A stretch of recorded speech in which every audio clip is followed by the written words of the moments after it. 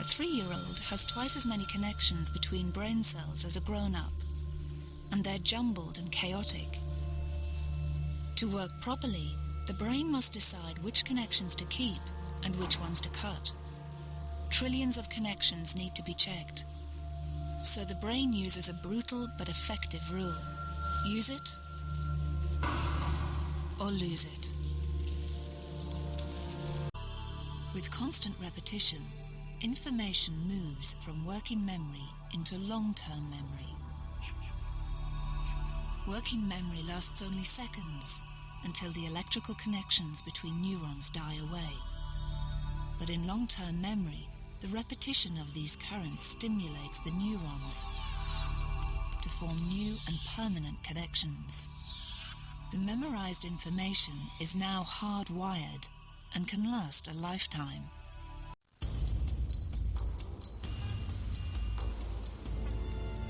Susan Polgar lives and works in New York City.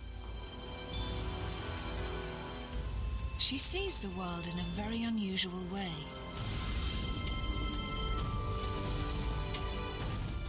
Susan has the brain of a genius, perfectly adapted to her single lifelong obsession.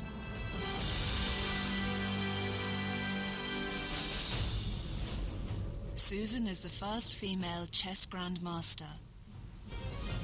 But she wasn't born with her brilliant brain. It was created by an extraordinary childhood.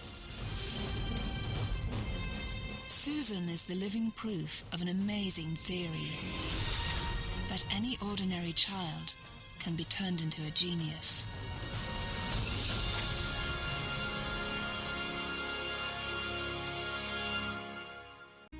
Susan has competed on equal terms with the greatest names in chess, like Garry Kasparov, Anatoly Karpov, and even the great Bobby Fischer. But Susan's genius is no accident of birth. She was once an ordinary 4-year-old whose life was transformed by a unique education. The future queen of the chessboard was hardly born a princess. That's the street I was born in, where I used to live for the first 10 years of my life. His home was ever so humble. Her father was a man with a unique vision. My father believed that the potential of most children is not used optimally. A trained psychologist, Laszlo Polgar had made a deep study of the childhood origins of genius.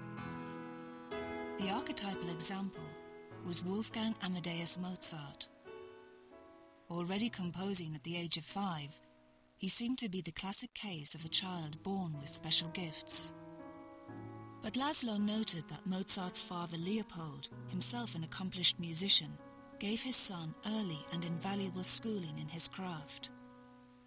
Laszlo decided that specialized training was more important than natural talent, and he had an astonishing plan that would put his theory to the test. When Zsuzsa, or Susan, was born in April 1969, the Polgar family experiment was underway. Her father had already written a book called Bringing Up Genius, and it said that genius was not born, but made. It reads here a quote: A zseni egyenlő munka plusz szerencsés körülmények, which means a genius equals work and fortunate circumstances. There was no history of brilliant chess players in the Polgar family.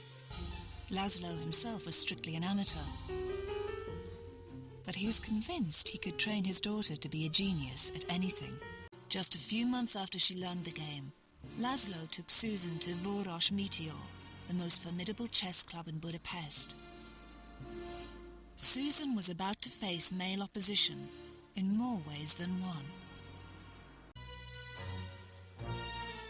The club members thought Laszlo was mad, but if they were ready to humor a pretty little girl, they weren't ready for what happened next.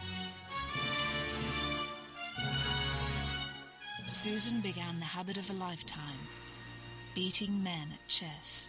I had a whole bunch of guys, after losing to me, complaining. One said, "Oh, I didn't sleep well." The next one, "I was sick." The third one, I had a stomach ache, you know, it's like was kind of going on in a series, and, you know, I jokingly said that I've never beaten a healthy man. The only man who wasn't shocked was Laszlo Polgar. He was building Susan's training around a mental skill that didn't depend on either the left or right brain. Girls could master it just as easily as boys, and before long, Susan was literally beating men with her eyes closed. It's solid evidence for her father's theory that genius can be created. I definitely agree with my father that the work part, the diligence part is the most important, and I think that being trained properly, anybody can achieve practically anything. At the age of 21, the quality and number of Susan's victories against top opposition earned her the official title of Grandmaster. The first woman among nearly 600 men. Younger sister Judith quickly followed suit. Ranked in the top 15 male players, she is now a leading contender for the world title.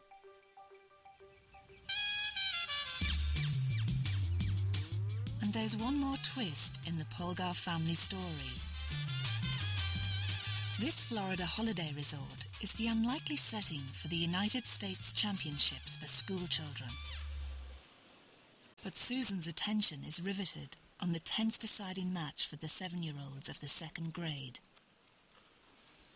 Yash Prashad battles for the title against Susan's son, Tommy. He's a fighter. He's used to playing long games. Yeah, I have my fingers crossed and hoping things will end well. 6-year-old Liam will be next in line. Susan stands at a discreet distance, getting used to a new kind of tension as a chess mom.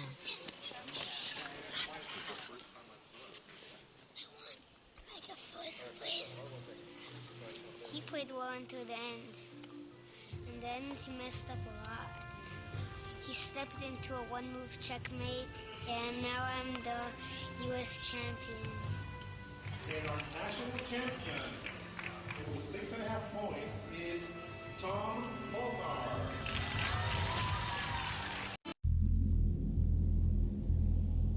In 1970, in a quiet suburb of Los Angeles, a harrowing story came to light. It would change forever our understanding of how a child's brain develops. A social worker discovered a 13-year-old girl who was still in diapers and whimpered like an animal. Clearly something was terribly wrong. She didn't speak. She was completely unkempt. She could hardly walk. She could hardly balance. Jeannie, as the child was named, had suffered a most horrific ordeal. We learned after she was found from interviews with her mother, from some drawings that Jeannie made, that she had been kept isolated in a room at the back of the house. In this room there was a potty seat to which she had been harnessed without any clothes, just naked, and left to sit there day and night. She was in this room for 12.5 years. She had spent her childhood in almost total isolation. Her brain had been deprived of a nurturing environment and left to grow in solitude. The effect was devastating. Jeannie had the mental age of an 18-month-old infant, unable to talk. But to science, she offered a unique opportunity, a chance to separate the effects of nature and nurture on a child's brain. The big question was, would Jeannie be able to catch up? Susie Curtis was a young linguist when she got the job of looking after Jeannie 5 days a week. Susie soon discovered that Jeannie was highly intelligent and extremely curious about the world. I was really hopeful because she was just insatiable. She wanted to know the word for everything. And her assumption was that everything had its own label.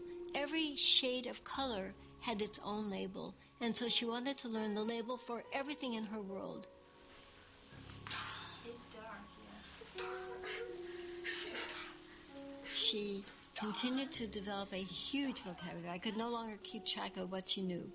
And she continued to be able to string words together. Buy applesauce store, or buy more applesauce store, which meant buy more applesauce at the store. Let me see. The log? But the little bits and pieces of English that take those words and transform them into a grammatical sense never came in. All the question words like who, what, where, why, when, never. She never had any of them. Pronouns like he, she, it, they, him, her, not in her vocabulary. Here, you do it. Put them in the And so despite all the years that I was with her, where I saw lots of growth in lots of other areas, she didn't ever learn the grammar of English. Jeannie never worked out the fundamental rules of language. Her brain had missed a critical stage of its development. In the first years of life, the main job of the brain is to make sure all the brain cells are wired up correctly. Surprisingly, it's not just a matter of making connections, but cutting them. A 3-year-old has twice as many connections between brain cells as a grown-up, and they're jumbled and chaotic. To work properly, the brain must decide which connections to keep and which ones to cut. Trillions of connections need to be checked. So the brain uses a brutal but effective rule. Use it or lose it. Because Jeannie's parents hardly ever spoke to her, the parts of her brain responsible for grammar were not stimulated and were crippled for life. Jeannie's story did not have a happy ending. She went through a string of foster homes, was abused in one of them, and stopped talking altogether. She now lives in a care home in California. Jeannie's experience was extreme, but her case taught science that once a critical window of brain development has passed, there is no going back.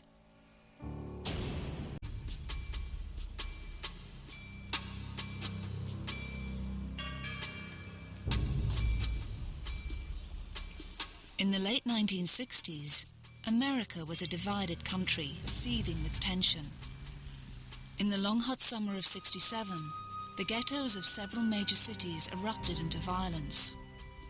Many African Americans felt excluded from society, denied access to the American dream.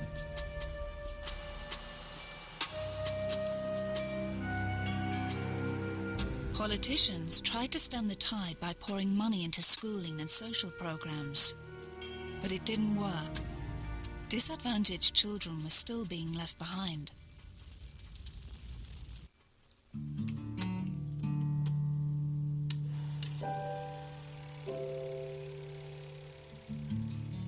A group of psychologists in North Carolina had an idea that they hoped might solve the problem. This is a young lady who is a teacher now. She's a teacher in Charlotte. Joe Sparling and his team wanted to reach children far younger than had ever been done before. We had a great optimism in the early 70s that we could really make a difference in kids' lives, and that early education was maybe the way to do that. The team went out into deprived neighborhoods and hand-picked 111 newborn babies for a unique experiment. They called it the Abecedarian Project. Kay Gattis was a teenager living in poverty when she got pregnant. I was 16 years old having a child. Didn't know anything about having a child. Yeah, I got a baby picture of him somewhere in here. Here you go. That's him. Without intervention, Kay's son Miche would have been well behind his more privileged peers by the time he started school. Once you are behind in school, and once you begin to be labeled as someone who is slow or someone who can't quite do it, people begin to treat you differently, and they lower their expectations for you. And as that occurs, you see kids begin to have the light go out of their eyes. Craig Ramey and his team believed they could break this vicious circle with science. Miche joined the project when he was 6 weeks old, and Joe Sparling would make sure that his brain was kept busy. The researchers had distilled the latest scientific theories on child development into 200 learning games. You put one in, you put a blue ball in. Oh, you got it out. Look at this. However simple, each game had a hidden agenda. You don't like those altogether? One of the important principles of teaching is follow the child's lead, because if the child is into something, that's something they're ready to learn. See mine? Can you get one like mine? It's not a matter of just throwing stuff at the kid. You got it. You basically say, what is this child likely to be comfortable doing right now? What has he got the capabilities for? And then you do something that stretches him just a little. All right, looks good. But it wasn't all fun and games for the children. The scientists needed to know whether anything was happening in their stimulated brains. Okay, now you do it. It's fair to say that these children have had more data collected about them than probably any other group of children on Earth. The children took regular IQ tests, and their scores were compared to kids who had not received any special treatment. We didn't see any differences at 3 months of age. We didn't see any differences at 6, none at 9, none at 12. At 15 months of age, the way that the children literally saw the world began to be different. The stimulated children were learning faster, spoke more fluently, and had better IQ scores than their peers. By 2 years of age, the differences between the two groups were dramatic. And by 3 years of age, we knew that we had to get to kids long before 3. At the age of 5, the children were released into the school system. But wherever they went, they always came back to be tested. And that's when the real surprise hit. They had kept their IQ advantage, achieved higher qualifications, and gained better jobs. Solid proof that early stimulation did have a lasting effect on their lives. We were over the moon. This was meaningful.